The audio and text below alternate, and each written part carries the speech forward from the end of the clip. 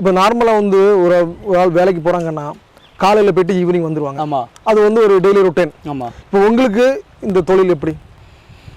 தொழில் வந்து ரொம்ப கஷ்டமான தொழில் தான். இப்போ வந்து கூலி தொழில் எந்த தொழில் கஷ்டம் உங்களுக்கு நீங்கள் சொல்லுங்கள் பார்ப்போம். மண் வெட்டுறது கஷ்டமாக இருக்கும். மண் வெட்டுறது வேறு அந்த வெயிலில் நின்று இந்த கொளுத்து வேலை பார்ப்பாங்கல்ல, இதெல்லாம் கொஞ்சம் கஷ்டமாக இருக்கும். ஏன்னா நம்மளே பார்க்குறோம். அவங்க எவ்வளோ நேரம் பார்ப்பாங்க? அவங்க ஒரு குறிப்பிட்ட டைம் தான் வச்சுருக்காங்க. குறிப்பிட்ட டைம். இப்போ என்னை பொறுத்த வரைக்கும் கஷ்டமான தொழில்னா கொத்தனார் தொழில் நான் சொல்லுவேன். 10 கொத்தனார் பார்க்க வேண்டிய வேலையை ஒரே நாளில் நாங்கள் ஒரே ஆள் பார்ப்போம்.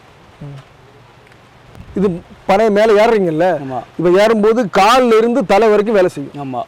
அப்போ உங்கள் இந்த இடுப்பு பகுதி, கால் பகுதி, இந்த முழங்கால் பகுதி, ஆமாம், இந்த பகுதியில எல்லாம் ஆரம்பத்தில் உங்களுக்கு வலி எடுக்குமா இல்லை எப்பவுமே அது வலி இருக்குமா? எல்லாமே வலிக்க தான் செய்யும். ஒரு பனை மேலே ஏறி கீழே இறங்குற வரைக்கும் வலியாக தான் வலிக்க தான் செய்யும். அந்த வலியோடு தான் மேலே ஏறுறீங்க, வலியோடு தான் கீழே இறங்குறீங்க. பனை ஏறும்போது ரொம்ப கஷ்டமாக இருக்கும். அதுக்கப்புறம் அப்படியே ஏற ஏற ஏற உடம்பு அப்படியே அதுக்கு ஒத்துழைத்து அப்படியே போயிடும். பனைத்தொழில் வந்து ரொம்ப கஷ்டமானதான். ஆனால் வந்து பனைத்தொழிலை பொறுத்த வரைக்கும் நல்லா சாப்பிடணும், நல்லா தூங்கணும்.